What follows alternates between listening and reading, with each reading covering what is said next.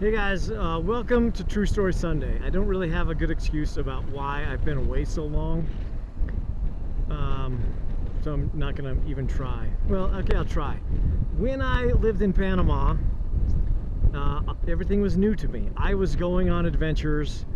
I was seeing everything for the first time, and you were coming along with me, and that's why it was so easy for me to always go new places and want to film them. But now that I'm in the place where I grew up, even though this place is amazing, look at these mountains. Surrounded by mountains that are just so jam-packed with trails that one guy could never ride all of them. It's hard for me. It's hard for me to go out and adventure because I feel like it just feels so normal to me, and Panama seemed so... anyways, on with the story.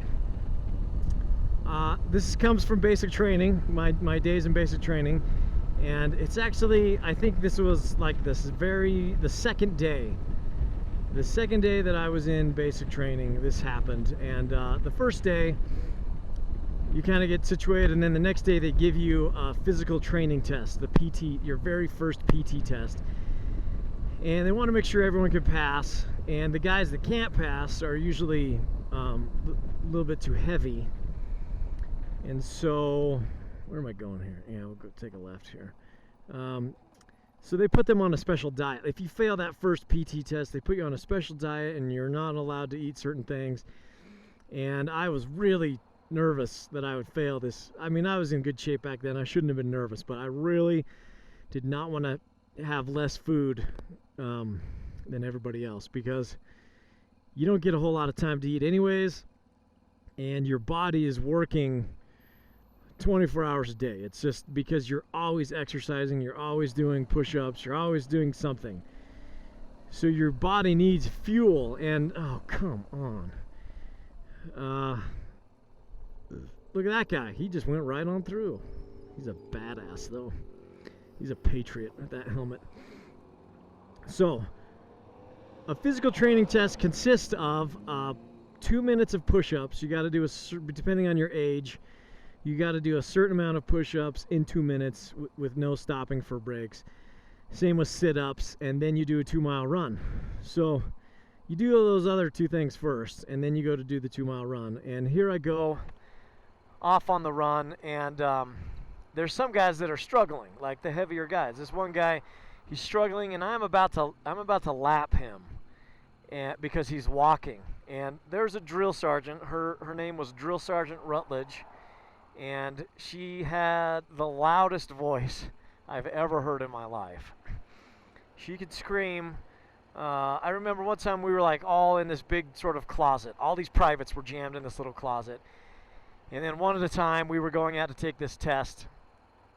And Private Torres walked out, and she shouted Torres. She shouted his name, and he hit the deck like an artillery shell had just gone off. She had a loud voice. So she just happened to be the drill sergeant that this guy started walking in front of. And this is so exciting that you guys get to hear me tell the story at a freaking intersection. Come on! So he starts walking. Thank you. He starts walking right in front of Drill Sergeant Rutledge, and she unleashes all of her drill sergeant fury on him. She wasn't super tall, but she was pretty stocky, black lady, and she had a set of pipes. Here's another red light. Outstanding. I should have got to where I was going and then started the camera, but it's too late for that.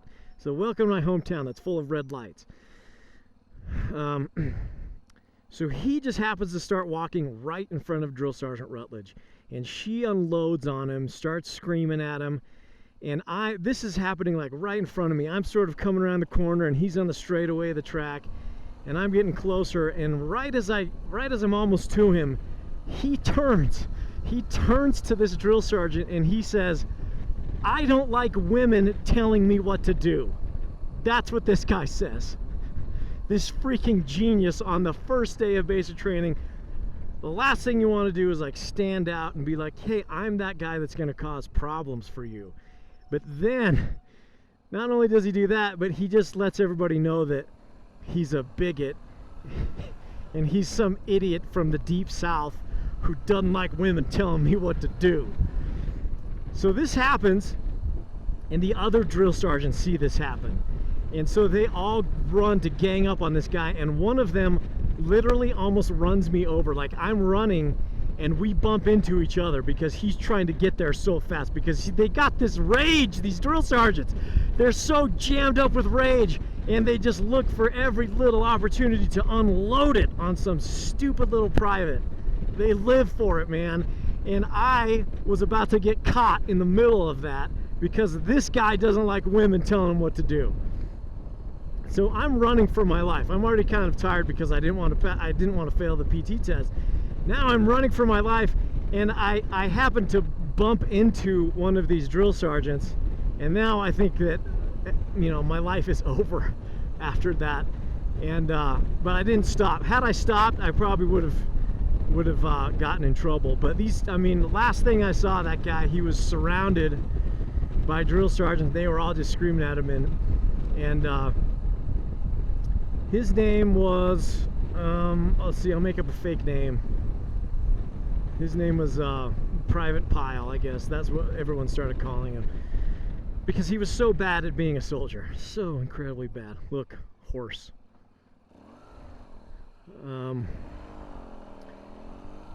So he was so bad at being a soldier, you felt bad. You get teamed up with these random guys, and that's your battle buddy, and you gotta help each other. Well, the guy he got teamed up with was really smart. He was the only guy in our basic training platoon that had been to college. So he came into the military as a specialist. He was like the smartest guy. Well, he had an education that no one else did. And he tried so hard to help this dude. I mean, he had to help this guy get dressed in the morning. And you don't have a lot of time. You don't got time to get yourself dressed, but then you got to worry about somebody else and helping them tie their shoes, and it's just such a nightmare. And I mean, I felt bad for him, but did I help him? Anyways, Private Pile, he's having, what happens if you're struggling? Yeah, you hear this a lot when people are joining the Army. The drill sergeants, they will break you down and build you back up as a soldier. That is only partly true. The drill sergeants break you down and break you down and break you down, and that's all they know how to do. It's up to you to build yourself back up. And it's up to you to figure out, okay, this is what I need to do right, so I stop getting broken down. And you need to be able to, like, mentally handle that, because it's hard, and you're gonna get stressed out, and you're gonna want to cry, and you're gonna want your mommy. But Private Pile, he could not get better. He cannot improve as a soldier. He could not ever learn how to tie his shoes by himself. Maybe he learned how to take advice from women. I don't know. But anyways, at some point during basic training, he told the drill sergeants that if they didn't let him go home, he was going to kill himself. And I don't think he was serious. I really don't think he was serious. But because he said that, they have to take, you know, the Army doesn't really have a sense of humor. They can't take a joke. They can't take a chance when a guy says something like that. So they put him on suicide watch. Well, in basic training, you have something called fire watch. And my first night of basic training, someone tried to assign me to fire watch, and I took the flashlight from his hand and I shined it on the fire detector on the ceiling, and I said, "There's your fire watch, leave me alone."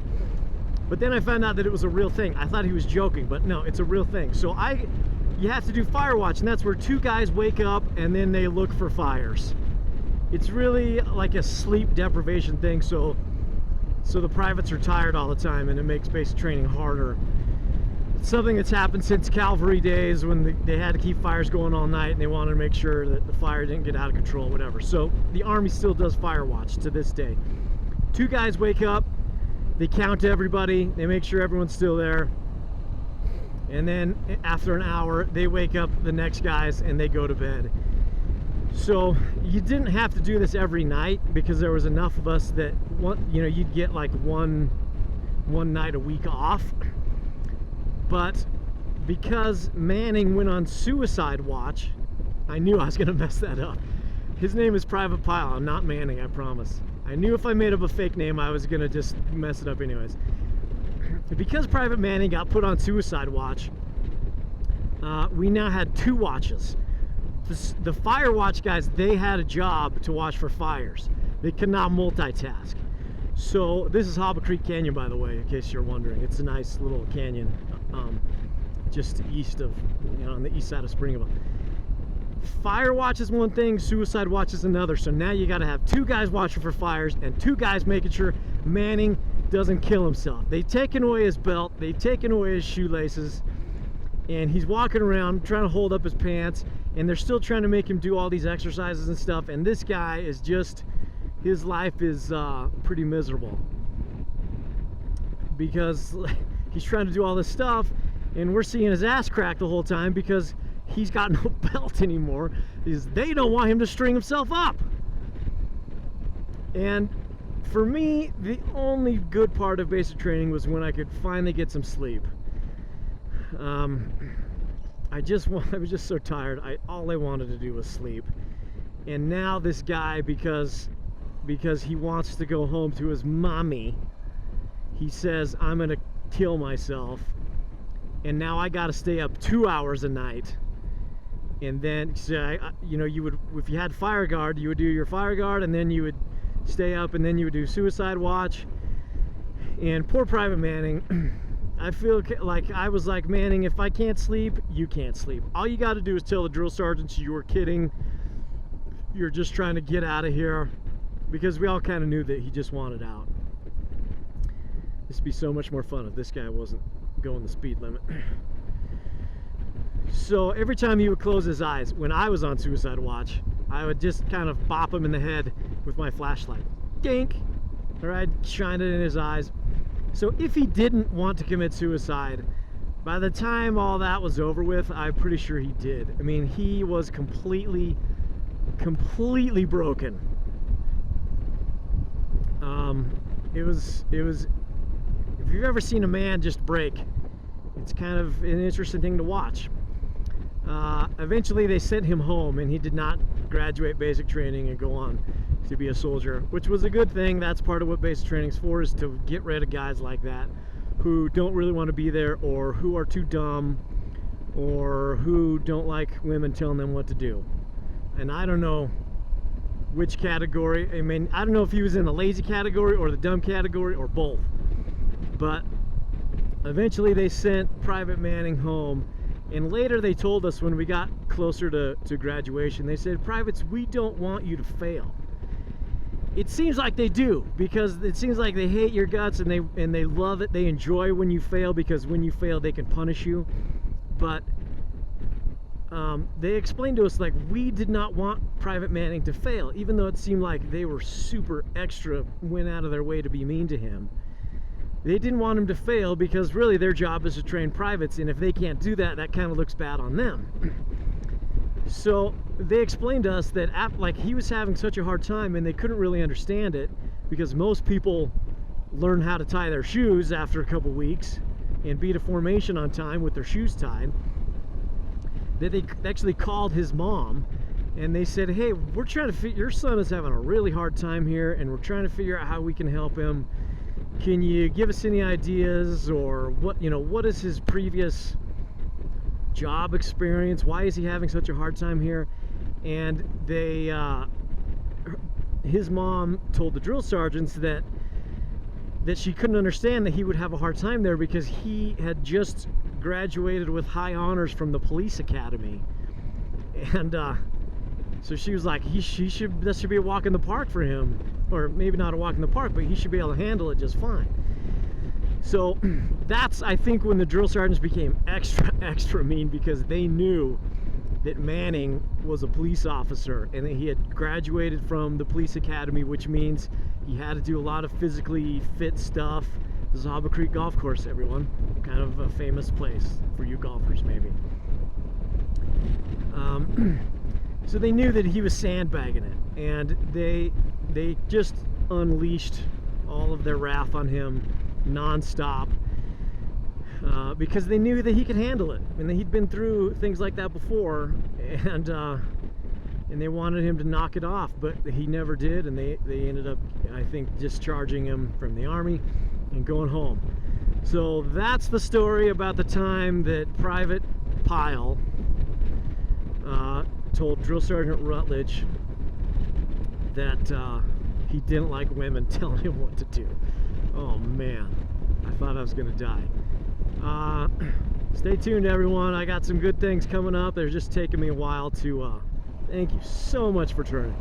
They're just taking me a while to put together, so just know that there are some big things for Half Throttle on the horizon. I really appreciate you guys, the emails that I get once in a while saying, hey, get off your ass and go film something. That does help. So that's my story. Ride safe, travel far, do it soon, everyone. Peace.